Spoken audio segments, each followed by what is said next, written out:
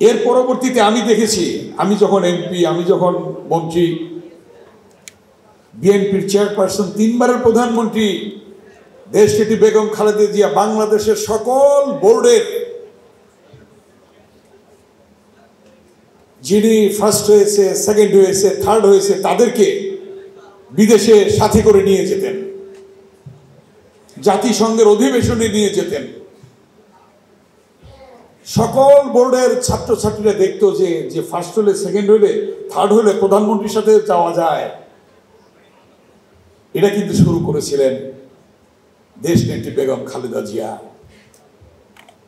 এবং বিশেষ করে মেয়েদের যে উপবৃত্তি দিয়ে আজকে ছেলেদের চেয়ে মেয়েদের সংখ্যা বেশি স্কুলে, এটা কে করলেন?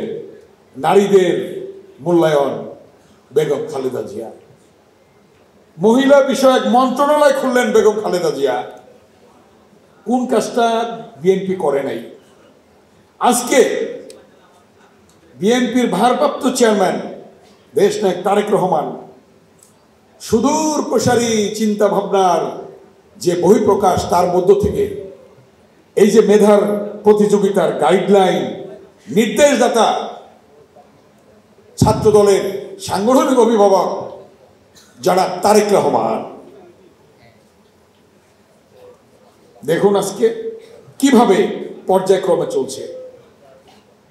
বাংলাদেশের বিভিন্ন সংকটকালে কারা নেতৃত্ব দিয়েছে আজকের এই প্রজন্মকে জানতে হবে। যখন বাংলাদেশ হানাদার বাহিনীর আক্রমণের শিকার হলো 25শে মার্চ 1971 সাল, বাংলাদেশের মানুষ দিক বিদিক পাচ্ছে না, কোথায় যাবে, কি করবে, কি সিদ্ধান্ত নেবে।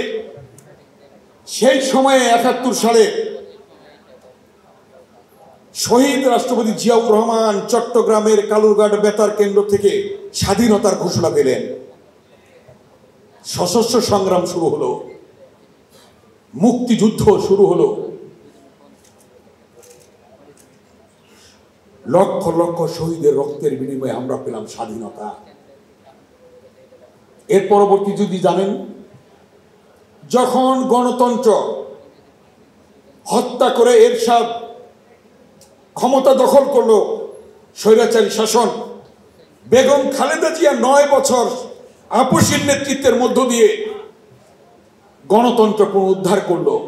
1990 সালের 6ই ডিসেম্বর খালেদা জিয়া গণতন্ত্র আনলো এই দেশে। তখন কিন্তু হাসিনাও ছিল, সেদিনও বেইমানি করেছে সে। দীর্ঘ 16টি বছর তারেক রহমান আন্দোলন করে এই বাংলাদেশে আবার গণতন্ত্র পুনরুদ্ধার করলো। কিভাবে যদি বলতে যাই, আন্দোলন যখন তিনি তার নির্দেশে শুরু হলো তারেক রহমানের নেতৃত্বে, আজকে ছাত্র দলের বীর সাধারণ সম্পাদক নির্বাচিত ইলিয়াস আলীকে গুম করা হলো। ইলিয়াস আলী কিন্তু আজকে এখানে থাকার কথা, ইলিয়াস আলী নেই এখানে। ছাত্র দলের নির্বাচিত সাধারণ সম্পাদক, তাকে গুম করেছে এই শেখ হাসিনা, গুম করেছে ফ্যাসিস্ট গনি। চৌধুরী আলম, ছাত্রতা সুমন, শত শত নেতাকর্মীকে গুম করেছে। আজকের যে প্রধান অতিথি, ওনাকে গুম করতে চেয়েছিল। এই মঞ্চে যারা আছেন কেউ বাকি নেই যে গুমের লিস্টে ছিল না। তিনি রক্ষা করার মালিক কে? কে মালিক? বলেন, জোরে বলেন, কে বলেন? আল্লাহ। সূরা আল ইমরানে আছে, আল্লাহ দিনকে রাত, রাতকে দিন, বাদশাকে ফকির, ফকিরকে বাদশাহ।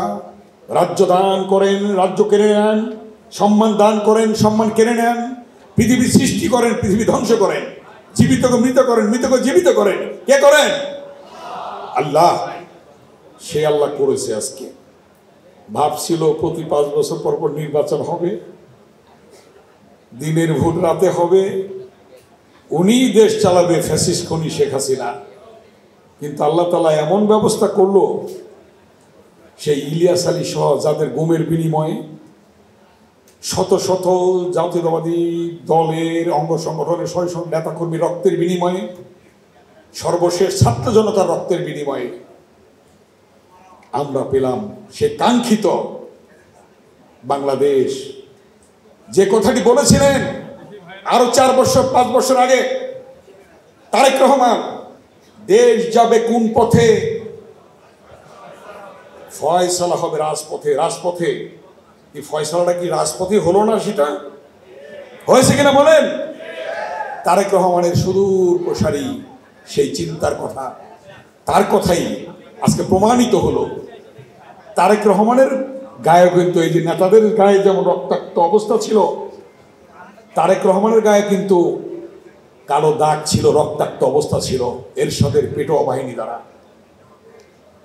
বেগম খালেদা জিয়ার বাড়ি ঘেরাও করে এরশাদ তাকে মৃত্যুর পথে নিয়ে গিয়েছিল, তার উপরও অনেক অত্যাচার নির্যাতন করেছিল, কিন্তু পিছান নাই বেগম খালেদা জিয়া।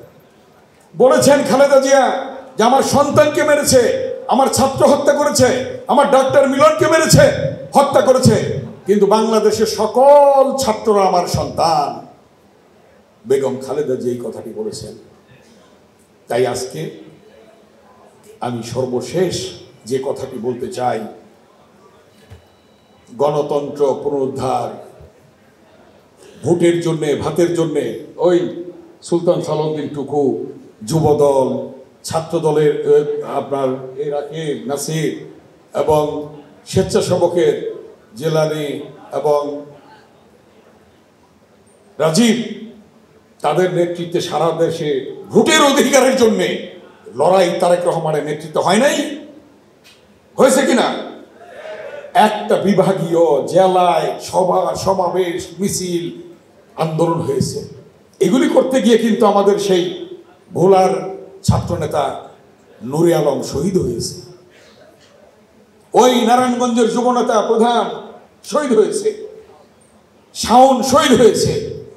এরকম অনেক বিএনপির নেতা কর্মীর যে ত্যাগ, আজকে অনেকেই অনেক কথা বলেন, আমি কোনো বিতর্কে যাব না, শুধু এইটুকুন বলবো যে আজকে বাংলাদেশের মানুষ প্রস্তুত। অন্তর্বর্তীকালীন সরকার হয়েছে, সামনে নির্বাচন, সংস্কার কাজ শেষ। যে সংস্কারের কথা, অনেকগুলি কথা আগেই বলেছেন জনাব তারেক রহমান, যে 2 বারের বেশি কেউ প্রধানমন্ত্রী হতে পারবে না এক ব্যক্তি। এটা কি তারেক রহমানের সুদূর প্রসারী চিন্তা না? এটা চিন্তা কিনা বলেন? তারেক রহমান বলেছেন এই 16 বছর আন্দোলনে যারা শরিক দল ছিল, সমমনা দল ছিল, যারা আন্দোলন করেছে, সকলকে নিয়ে জাতীয় সরকার গঠন হবে। তার মানে কি? তার মনটা সাগরের মতো উদার, তিনি নিজে বারবার হতে চান না। এটা তো আল্লাহ তাআলার ইচ্ছা। অতএব যারা এই দেশকে লুটতরাজের পথে নিয়ে গিয়েছিল, হাজার হাজার কোটি টাকা, কালকেও দেখলাম টেলিভিশনে, হাজার হাজার কোটি টাকা, ওই যে সালমান এফ রহমান সহ শেখ হাসিনা ছিল ভাগিদার, লুটপাট হয়েছে, চুর ছেচ্চরের মাধ্যমে দেশ পরিচালিত করেছে, লুটতরাজ করেছে, টাকা পাচার করেছে। কিন্তু বিএনপির চেয়ারপারসন, 3 বারের প্রধানমন্ত্রী, একজন রাষ্ট্রপতির স্ত্রী, একজন সেনাপ্রধানের স্ত্রী, একজন সেক্টর কমান্ডারের স্ত্রী, একজন রণাঙ্গনের বীর মুক্তিযোদ্ধা শহীদ রাষ্ট্রপতি জিয়াউর রহমান বীরুত্তমের স্ত্রী, 3 বারের প্রধানমন্ত্রী, তিনি ন্যূনতম চিকিৎসার সুযোগটুকু পান নাই। তিনি অসুস্থ, সারা জাতি বলেছে তার চিকিৎসা দরকার, বিনা চিকিৎসায় তাকে হত্যা করতে চেয়েছিল, কিন্তু আল্লাহর অশেষ রহমত, আল্লাহ তাআলা তাকে বাঁচিয়ে রেখেছে। আজকে তিনি লন্ডনে চিকিৎসাধীন আছেন।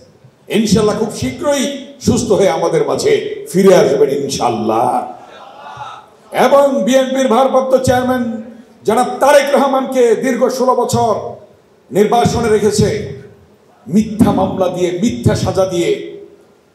যে ব্যক্তি স্বনির্ভর বাংলাদেশ দেখতে চেয়েছিলেন, যে ব্যক্তি গণতান্ত্রিক বাংলাদেশ দেখতে চেয়েছিলেন, যে ব্যক্তি মাঠে ঘাটে পথে প্রান্তরে গ্রামে গঞ্জে গিয়ে একটি উদ্যোগ একটু চেষ্টায় এনে দেবে সচ্ছলতা, দেশে আসবে স্বনির্ভরতা, এই স্লোগান নিয়ে মাথায় মাত্রা নিয়ে গরু ছাগল হাঁস মুরগি গাছ তরি তরকারির বীজ যিনি গ্রামে গঞ্জে নিজে ছড়িয়ে দিয়েছেন স্বনির্ভর বাংলাদেশের জন্য, যে বাংলাদেশ জিয়াউর রহমান স্বনির্ভর বাংলাদেশের স্বপ্ন দেখেছিলেন, খালেদা জিয়া স্বপ্ন দেখেছিলেন, তারেক রহমানও সেই স্বপ্ন দেখেছিলেন, তাকে ষড়যন্ত্রমূলকভাবে নির্বাসনে রেখেছে।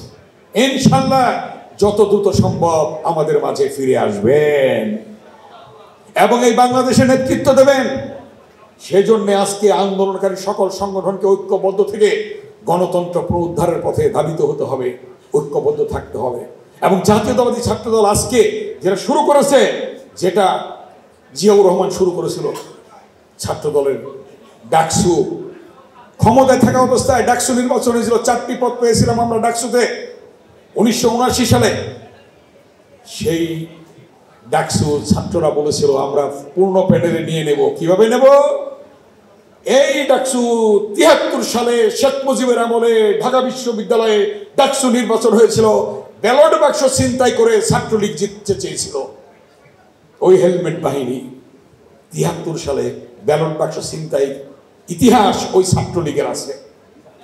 তার বিপরীতে ছাত্রদল নির্বাচন করে সর্বশেষ পূর্ণ প্যানেলে ডাকসুতে জয়লাভ করেছিল। কি জন্যে? ওই জিয়াউর রহমানের মেধা, খালেদা জিয়ার মেধা, তারেক রহমানের নির্দেশনা।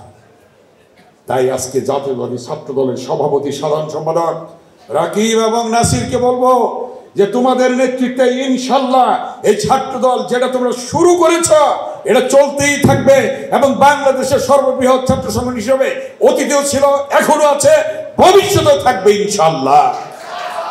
এবং শত আন্দোলনের সূতিকাগার এই ঢাকা বিশ্ববিদ্যালয়ের অপরাজয় বাংলা, এই অপরাজয় বাংলায় দাঁড়িয়ে তোমরা শপথ নেবে, ছাত্রদল শপথ নেবে ইনশাল্লাহ বাংলাদেশে গণতন্ত্র পুনরুদ্ধারের জন্য অকাতরে তোমাদের সাথে যদি আমাদেরকে জীবন দিতে হয় আমরা জীবন দেওয়ার জন্য প্রস্তুত আছি। এই কথা বলে আজকে আমার শ্রদ্ধেয় বিচারকরা আছেন, তাদের মাধ্যমে মেধাবীর আজকে পুরস্কার পাবে দ্বীনের জন্যে, ইসলামের জন্যে, যেটা নবী করিম সাল্লাল্লাহু আলাইহি ওয়াসাল্লাম করেছেন। তিনি অনেক বাধার সম্মুখীন হয়েছেন, পিছান নাই, আজকেও ছাত্রদল পিছাবে না। নবী করিম সাল্লাল্লাহু আলাইহি ওয়াসাল্লাম হিলফুল ফজল সংগঠন করেছিলেন, প্রয়োজন বোধে ছাত্রদলকে এই কর্মসূচি চালু রাখার জন্য হিলফুল ফজলের মতো তারা অকাতরে নিজেদের জীবন দেওয়ার জন্য প্রস্তুত থাকবে ইনশাআল্লাহ। অতীতে গণতন্ত্র পুনরুদ্ধারের জন্য যেমন ছিল বেগম খালেদা জিয়ার নেতৃত্বে, জিয়াউর রহমানের নেতৃত্বে, আজকে তারেক রহমানের নেতৃত্বে ছাত্রদল এগিয়ে যাবে এই প্রত্যাশা ব্যক্ত করে ছাত্রদলকে আবার ধন্যবাদ জানিয়ে এবং এই কর্মসূচি প্রণয়নের জন্য যিনি নির্দেশ দিয়েছেন জাতীয় ছাত্রদলের সাংগঠনিক অভিভাবক জনাব তারেক রহমানকে ধন্যবাদ জানিয়ে আমার বক্তব্য এখানে শেষ করছি। আল্লাহ হাফেজ। বাংলাদেশ জিন্দাবাদ, বেগম খালেদা জিয়া জিন্দাবাদ, শহীদ জমরক দেশ নায়ক তারেক রহমান জিন্দাবাদ, জাতীয়তাবাদী ছাত্রদল জিন্দাবাদ।